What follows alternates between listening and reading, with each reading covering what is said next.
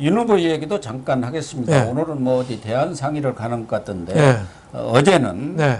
한국 노총을 방문해 네. 가지고 노동 이사제 그리고 타임 오프제 네. 이 두 가지에 대해서 매우 긍정적인 그 입장을 네. 표명을 했는데 우리 윤 대표님은 어떻게 평가를 하시는지요? 뭐, 좀, 우리나라 노조에 대해서 보수 당들은 계속 좀 외면하는 태도를 보였잖아요. 예, 그랬습니다. 예. 근데 이제 어떻게 보면 노조의 힘이 자꾸 커져가고 내년 선거 앞두고 이 노조의 힘을 완전히 무시할 수는 없으니 일단 가능한 것부터 좀 수용을 좀 하자. 이런 태도를 보여준 거 아닌가. 특히 이제 민노총은 아주 강경으로 거의 민주당하고 짝짝꿍이 돼서 강하게 나가는데 그렇죠. 여기 한통속이죠. 그렇죠. 그거야말로 예. 한통속이라고 봐요. 한노총은 뭐 우리나라의 이게 조합원이 한 101만 또 중도 쪽하고도 상당히 또 연결이 좀 되거든요. 예. 그래서 한노총에서 요구한 게 한 7개 정도 안건이 되는데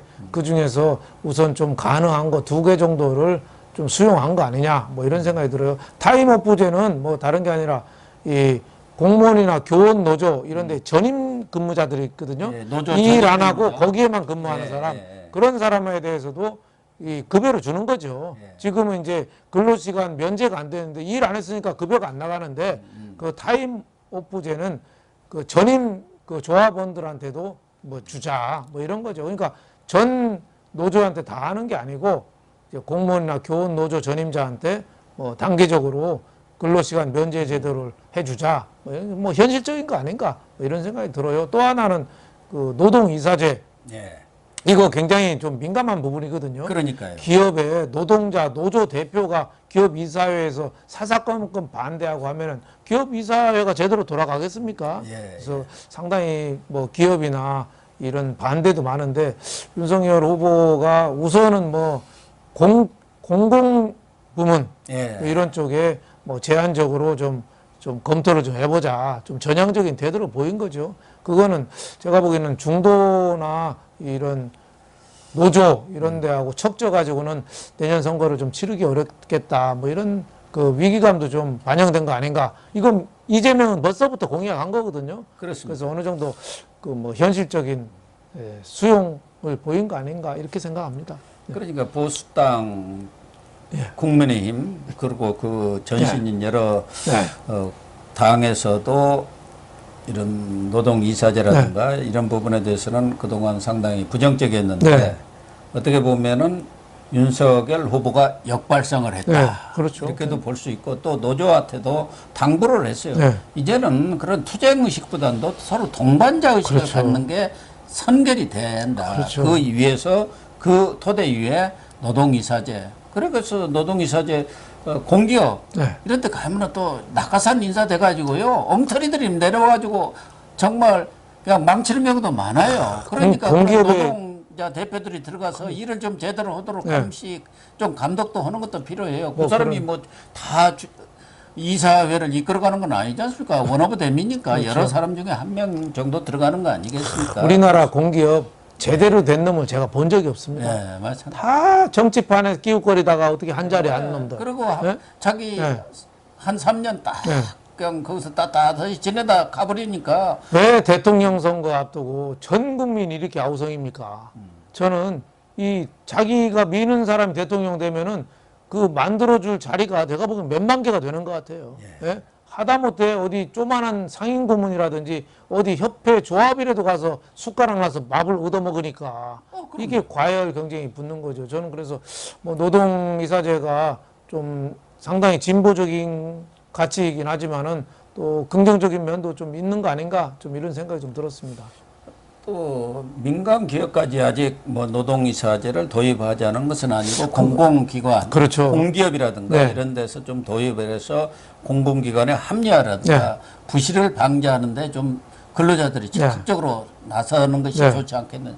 되게 보면은 그 저도 이 공기업의 사회이사도 해봤습니다만은 뭐 정부에 관리하던 사람들, 고위직이 있던 사람들, 또 학자들 와가지고 그냥 그 기관장에 그 그냥 주장대로 그대로 그냥 따라가 버리는 거예요. 그러니까 그냥 99.9%가 반대가 없이 다 오케이로 해서 모든 안건이 처리가 되고 있더라고요. 그렇죠. 우리나라 과거에 제가 그 행남도 네. 사건 때 네. 저 혼자만 딱 반대했는데 그게 얼마나 그 당시 큰 사건이 돼가지고 당시 도로공사 사장까지도 물러났었는데 네, 그렇죠. 반대라는 게 없어요. 그러니까 이런 네. 노조 대표, 근로자 대표들이 들어와서 불합리한 것, 또 낙하산 기관장이 그냥 적당히 하려는 것에 대해서는 좀 제동도 걸어주고 네. 좀 해처리도 들고 하는 것도 필요하다고 저는 봅니다. 그렇죠. 예. 네. 외부에서 온 사람이나 이런 사람들은 그냥 와서 시간 때우고 가버리는 거예요. 그냥 안건 때만 와서 이사회에서 다 통과시켜줘 버리고. 우리나라 공기업, 공공기관 이런데 아침에 회의 시간에 사장 주재 회의하잖아요. 회의 제일 관심이 뭔 줄 아세요? 청와대 동향입니다. 청와대 동향. 예? 자기 기업이 어떻게 살아가느냐, 경쟁력 어떻게 갖추냐 이게 아니라 청와대 동향. 예. 저도 그때 언론사에 있을 때 좀 가면은 그 기관장이나 이런 사람이 물어보는 것이 요새 정치권 어떻게 돌아갑니까? 그렇죠. 언론사는 잘 아시죠? 이거 그게 제일 관심사예요. 하다못해 뭐 정무수석이 요새 설사한다는 거 이런 것도 관심이에요. 예. 또 윤석열 후보 입장에서는 민노총은 어차피 저 민주당으로 가 있는 거고 민노총의 이러한 과계간 노조를 어느 정도 제동을 걸려면은 그래도 한노총과의 손을 잡을 수밖에 없지 않습니까? 그렇죠. 한노총 그래도 좀 온건한 그렇죠. 편이고 또 한노총이 지금 100만의 그렇죠. 100일 조합원을 갖고 있지 않습니까? 네. 그러니까 이게 또 중요한 선거에서는 변수가 되고 경우에 따라서는 중도라든가 중원으로서 진출하는데 하나의 디딤돌이 될 수밖에 없기 때문에 일정 부분 꼭 들어줘야 할 그런 쪽에 그 건의사항은 한 두어 가지 이렇게 수용한 것 아닌가 네, 그렇게 그건 뭐 보여집니다. 전 잘 한 거라고 봅니다. 예. 중도의 표심을 얻지 않고는 뭐 선거에 이기기가 참 어렵다. 보수 우파 단결해 가지고는 이길 수가 없다. 저기 지금 집권층은 온갖 수단을 다해서 무슨 수단 방법을 가리지 않고 이 선거에 이기려고 나서는데 국민의힘은 할 수 있는 거는 지금이라도 좀 해야 되지 않느냐 저는 이런 생각 듭니다. 이 윤석열 후보가 좀처럼 상대 후보 그러니까 이재명 후보를 비판하는 그런 언급은 자제를 하더라고요. 서로 후보로서 지켜야 할 것은 지키자 그런 생각인 것 같은데 뭐 이재명 후보는 그게 없이 그냥 뭐 마구잡이로 공격을 해댔는데 어제는 그렇게 또 한 말씀을 했더구만.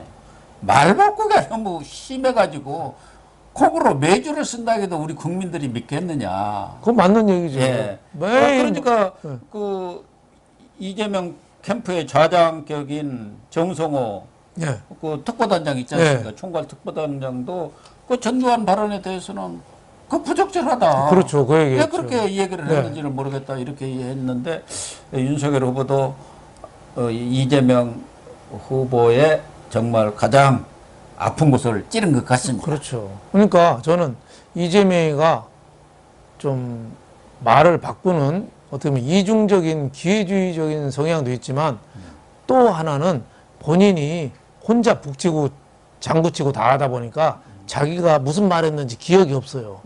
그래서 가는 데마다 그때그때 상황에 따라서 생각해서 떠든 말일 수도 있다. 그래서 저 민주당의 최고 약점, 이재명의 최고 리스크는 진정성. 도대체 이재명이가 누구냐. 모든 거를 국민들이 의심하다 보니까 그 이재명이라는 사람은 진짜 있는 거야? 이렇게 의심할 수도 있지 않느냐. 뭐 이런 생각이 들어서 이재명의 리스크는 본인의 진정성. 두 번째는 문재인과의 차별화. 그러다 자칫하면 청와대하고 민주당 공격에 이재명이가 무너질 수도 있는 거죠. 또 세 번째 이재명의 리스크는 만기칠람. 혼자 북치고 장구치고 다 하다 보니까 세상이 그 되겠습니까? 팀으로 해야지. 원팀이 돼서 해야 되는데 그래서 이재명의 결정적인 약점은 혼자 다 한다는 거. 이거 모든 사람을 불신하니까. 아니 그러니까 이해찬이는 나서가지고 이재명 혼자 뛰도록 이렇게 해서는 안 된다고 했는데 자기 혼자 다 뛰고 다른 사람들은 뛸 수가 없는 그런 룸을 주지를 않지 않습니까? 그 혼자 통반장 다 한다는 얘기가 있지 않습니까? 그렇죠. 혼자 통반장은 다 해버리니까. 선대위의 대변인만 32명이잖아요. 그냥 볼 때마다 명함 찍어주는 거예요, 그냥. 네. 김건희 씨에 대해서는 응원의 네. 메시지들이 참 많습니다. 네. 그래서 이런 응원의 메시지 이거에서 힘을 받으셔서 네. 뭐 그렇게 주저주저 할 거 없습니다. 당당하게 나와서 그렇죠. 할 얘기하고 네. 또 같이 윤석열 후보하고 손잡고 다니면서 네. 이제 선거운동에 그렇죠. 나서야 합니다. 당당하면 얼마 안 남았습니다. 네, 당당하면 되는 거예요. 잘못한 건 잘못했다고 하고. 예. 네. 오늘 방송 마치겠습니다. 시청해 주셔서 감사합니다.